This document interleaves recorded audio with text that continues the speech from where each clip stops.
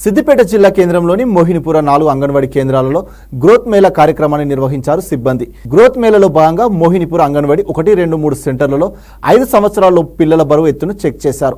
పిల్లలు వయసుకు తగ్గ వెయిట్, హైట్ తగ్గ బరువుతో పాటు సరైన పోషకాహారాలు తీసుకుంటున్నారా లేదా అని తెలుసుకున్నారు. ప్రతి నెల 1 నుంచి 10వ తేదీ వరకు ఈ కార్యక్రమం నిర్వహిస్తారు.